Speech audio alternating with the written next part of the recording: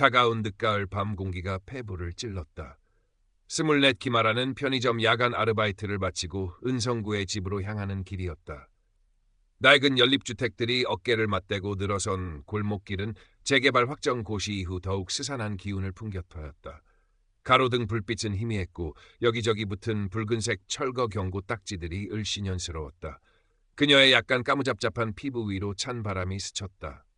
필리핀인 아버지와 한국인 어머니 사이에서 태어난 그녀의 외모는 어릴 적부터 꼬리표처럼 따라다녔다. 이제는 익숙해질 법도 했지만 여전히 등 뒤에서 느껴지는 힐끗거리는 시선은 등골을 서늘하게 만들었다. 반지하집 현관문을 열자 퀴퀴한 습기와 온기가 뒤섞여 훅 끼쳤다. 방 한 구석, 낡은 이불 위에는 10살 배기 남동생 민수가 새근새근 잠들어 있었다. 세상 모르고 자는 동생의 얼굴을 보니 아라는 잠시 고단함을 잊었다. 하지만 책상 위에 쌓인 월세 독촉장과 은성지구 재개발 사업 이주 안내문이 그녀를 다시 현실로 끌어내렸다. 창문 틈으로 보이는 길 건너편 밤하늘을 찌를 듯 솟아오른 신축 아파트 단지의 휘황한 불빛은 마치 다른 세상 이야기처럼 아득했다. 저곳에 사는 사람들은 이런 걱정 따위는 모르겠지. 깊은 한숨이 절로 나왔다. 하루하루 버티는 삶이었다. 그때였다. 집 앞 어두운 골목길 모퉁이를 막 돌아서려는데 익숙하지 않은 검은색 고급 세단 한 대가 서 있는 것이 보였다. 그리고 그 옆에 서 있는 두 남자. 한 명은 기름진 얼굴의 중년 남성이었고 다른 한 명은 아라는 숨을 멈췄다. 짙은색 양복 차림의 중년 남성, 동네에서 가끔 마주쳤던 은성경찰서 강민준 형사였다. 강 형사는 건설사 임원으로 보이는 남자와 낮은 목소리로 무언가 이야기를 나누더니 이내 남자가 내민 두툼한 흰 봉투를 자연스럽게 받아 안았다. 찰나의 순간 아라의 눈과 봉투를 받아드는 강 형사의 눈이 정면으로 마주쳤다. 강 형사의 날카로운 눈빛이 아라의 온몸을 꿰뚫는 것 같았다. 심장이 쿵 바닥으로 떨어지는 기분이었다. 아라는 저도 모르게 뒷걸음질쳐 어둠 속으로 몸을 숨겼다. 그리고 미친 듯이 집으로 뛰어들어갔다. 덜덜 떨리는 손으로 현관문을 잠그고 나서야 겨우 숨을 몰아쉴 수 있었다. 방금 내가 뭘 본 거지? 봉투 안에는 뭐가 들었을까? 머릿속이 하얗게 비어버린 듯 아무 생각도 할 수 없었다. 그저 심장이 미친 듯이 뛰고 있다는 것밖에는. 다음 날 아침, 밤새 뒤척이다. 뜬 눈으로 지새운 아라는 무거운 몸을 일으켰다. 어젯밤 일은 꿈이었으면 좋겠다고 생각했지만 현관문을 나서자마자 느껴지는 싸늘한 시선은 그게 현실임을 깨닫게 했다. 골목길 저편에서 담배를 피우고 있는 강민준 형사가 보였다. 그는 아라를 발견하고는 천천히 다가왔다. 어이 학생, 어젯밤에 늦게 다니던데? 강 형사의 목소리는 겉으로는 부드러웠지만 그 안에 담긴 싸늘한 경고를 아라는 느낄 수 있었다. 밤길 위험하니 조심해야지, 특히 요즘 같은 세상엔. 아라는 아무 말도 못하고 고개만 숙였다. 심장이 다시 불안하게 뛰기 시작했다. 무슨 일 있었어? 얼굴이 안 좋아 보이네. 강 형사는 아라의 턱 밑까지 다가와 얼굴을 살폈다. 그의 눈빛은 아라의 속을 꿰뚫어 보려는 듯 집요했다. 아니요. 아무 일 없었어요. 아라는 간신히 목소리를 쥐어짰다. 그래? 그럼 다행이고. 강 형사는 의미심장한 미소를 지으며 아라의 어깨를 툭 쳤다. 세상엔 말이지 괜히 봐서 좋을 거 없는 것도 많아. 모르고 지나가는 게 약일 때도 있고. 안 그래? 그 말을 남기고 강 형사는 돌아섰다. 아라는 그 자리에 얼어붙은 듯 서 있었다. 그의 말은 명백한 협박이었다. 입 다물고 조용히 살라는 경고. 아라는 손바닥에 흥건히 밴 땀을 바지에 문질렀다. 어떡하지? 그냥 모른 척해야 하나? 하지만 강 형사의 그 눈빛, 자신을 벌레 보듯 하던 그 경멸감 섞인 눈빛을 잊을 수가 없었다. 그날 이후 강 형사의 존재는 아라의 일상을 그림자처럼 따라다녔다. 아라가 일하는 편의점의 손님인 척들러 CCTV 위치를 꼼꼼히 살피거나 퇴근길에 일부러 순찰차를 타고 지나가며 경광등을 번쩍였다. 노골적인 감시는 아니었지만 보이지 않는 압박은 아라의 숨통을 조여왔다. 밤에는 잠을 이루지 못했고 낮에는 작은 소리에도 깜짝깜짝 놀랐다. 며칠 뒤 더 노골적인 압박이 시작되었다. 집주인이 찾아와 갑자기 월세를 올리겠다고 통보했다. 요즘 동네 분위기도 흉흉하고 아무래도 세입자 관리를 좀 해야 할 것 같아서. 집주인은 애둘러 말했지만 아라는 그 배후에 강 형사가 있음을 직감했다. 설상가상으로 민수가 다니는 초등학교 앞에서 강 형사가 다른 경찰과 함께 불심 검문을 하는 모습이 아라의 눈에 띄었다. 민수를 향해 웃으며 손을 흔드는 그의 모습은 악마처럼 보였다. 내 동생은 잘 크고 있냐? 고묻는 듯한 무언의 협박이었다. 아라는 유일하게 마음을 터놓을 수 있는 친구, 편의점 동료인 지수에게 이 모든 상황을 털어놓았다. 지수는 아라의 이야기를 듣고 얼굴이 하얗게 질렸다.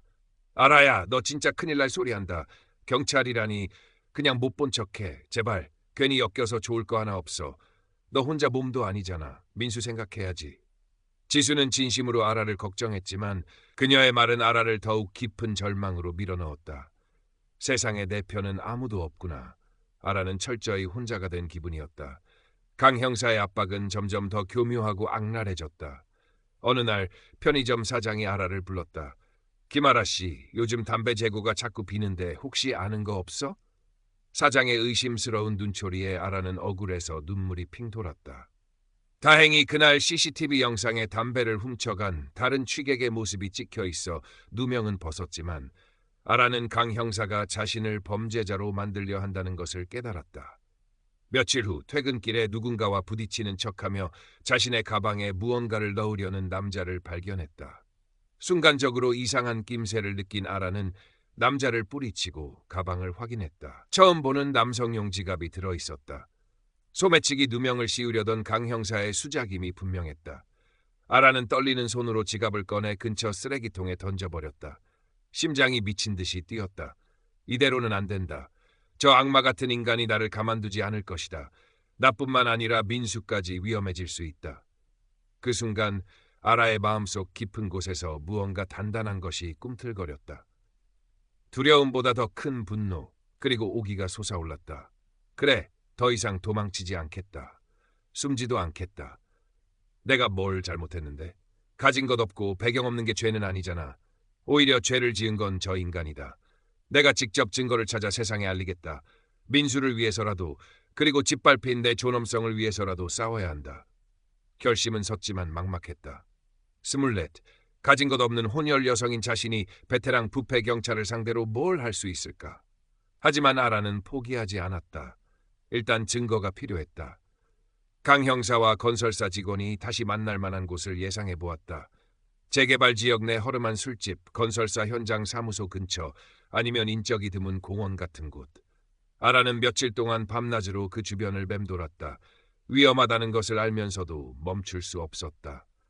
그러던 어느 날 오후, 재개발 예정구역 옆 작은 공원에서 드디어 기회가 찾아왔다. 강 형사가 지난번 그 건설사 임원과 벤치에 앉아 심각한 표정으로 이야기를 나누고 있었다. 아라는 심호흡을 하고 떨리는 손으로 스마트폰 녹음 버튼을 눌렀다.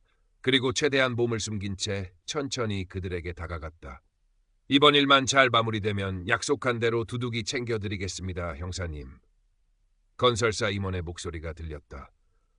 김 의원 쪽은 확실히 처리된 건가? 괜히 시끄러워지면 곤란해. 강 형사의 낮고 냉정한 목소리가 이어졌다. 네, 걱정 마십시오. 반대하는 주민 몇 놈도 곧 정리될 겁니다. 자발적으로 이주하도록 만들어야죠. 형사님만 뒤를 잘 봐주시면 됩니다. 돈은 확실히 해. 그리고 그 반지하 사는 여자애 아직도 눈에 거슬리는데 알아서 처리해. 아라는 숨을 죽였다. 반지하 사는 여자애는 분명 자신을 가리키는 말이었다. 심장이 얼어붙는 것 같았다. 그들의 대화는 재개발 비리뿐만 아니라 주민 협박과 자신에 대한 처리 계획까지 담고 있었다. 손이 부들부들 떨렸지만 아라는 녹음 버튼을 끄지 않았다. 그들이 자리에서 일어설 때까지 아라는 나무 뒤에 숨어 꼼짝도 하지 않았다. 결정적인 증거를 손에 넣었다. 하지만 안도감보다는 더 큰 공포가 밀려왔다. 이 녹음 파일이 강 형사 귀에 들어간다면 아라는 상상만 해도 소름이 끼쳤다. 빨리 이곳을 벗어나야 했다. 아라는 민수를 잠시 지수의 집에 맡겼다. 무슨 일이냐고 묻는 지수에게 나중에 다 설명할게. 민수 좀 부탁해라는 말만 남기고 급히 돌아섰다. 하지만 강 형사의 감은 날카로웠다. 아라의 수상한 움직임을 눈치챘는지 아니면 공원에서의 일을 의심했는지 그날 밤부터 강 형사의 본격적인 추격이 시작되었다. 아라가 골목길을 빠져나가려 할 때 어둠 속에서 강 형사의 차가 나타났다. 아라는 비명을 지르며 반대 방향으로 달렸다. 숨 막히는 추격전이 시작되었다. 아라는 좁은 골목길을 미친 듯이 달렸다. 뒤에서는 강 형사의 발소리와 거친 숨소리가 점점 가까워졌다. 지하철역으로 뛰어들어가 인파 속으로 몸을 숨겼다. 개찰구를 통과해 반대편 승강장으로 건너뛰고 다시 버스로 갈아탔다. 창밖으로 보이는 강 형사의 차가 집요하게 따라붙었다.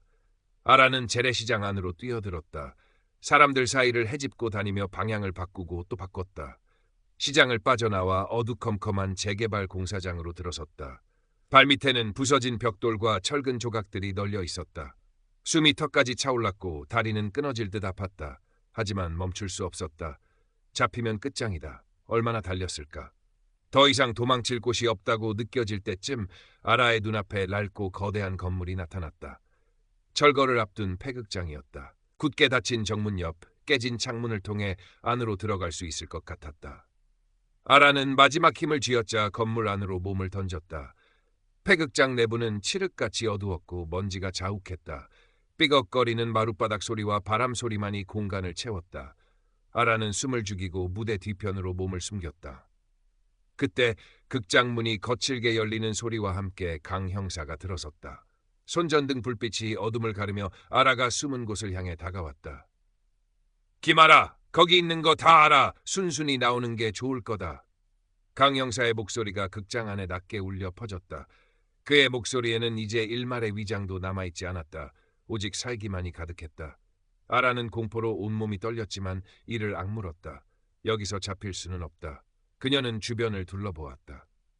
무대 뒤편에는 낡은 소품들과 먼지 쌓인 장치들이 어지럽게 널려 있었다. 저것들을 이용해야 한다. 강 형사의 발소리가 점점 가까워졌다. 아라는 옆에 있던 낡은 소화기를 집어들었다. 그리고 강 형사가 코너를 도는 순간 그의 얼굴을 향해 소화기 분말을 힘껏 뿌렸다.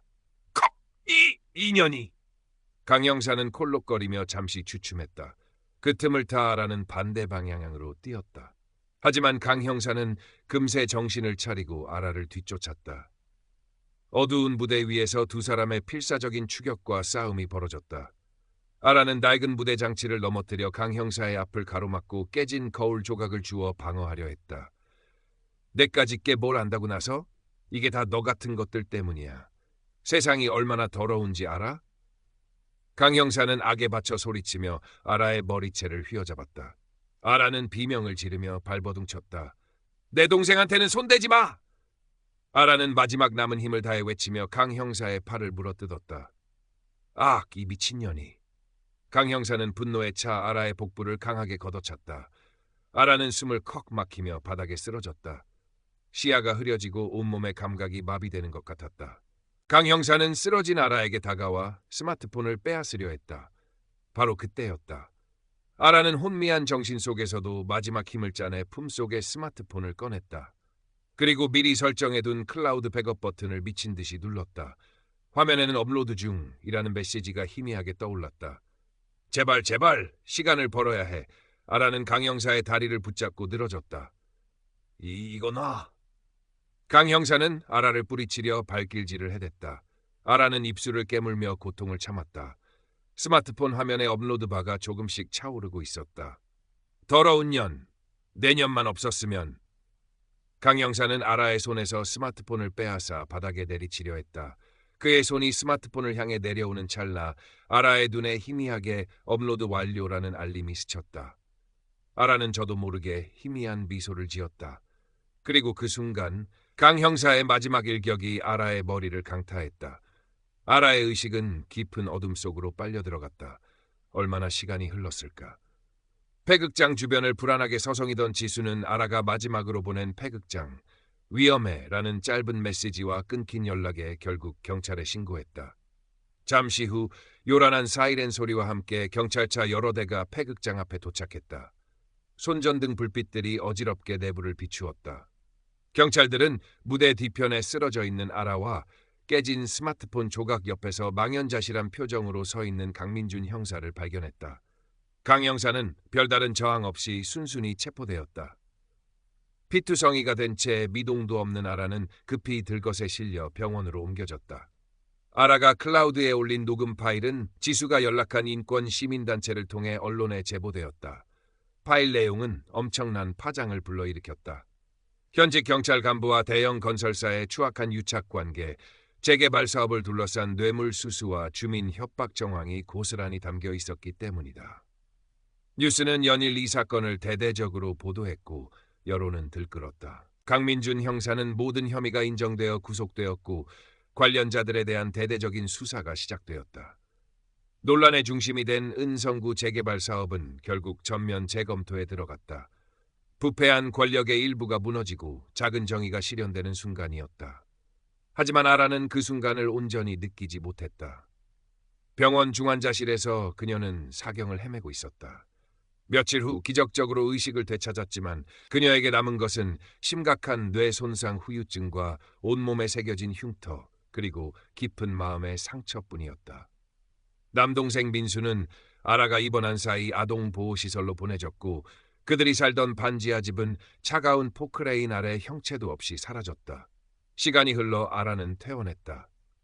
정부에서 지원하는 작은 임대주택에서 민수와 다시 만났지만 예전에 밝았던 민수는 없었다. 누나의 망가진 모습과 겪었던 일들로 인해 아이는 깊은 불안과 슬픔에 잠겨 있었다.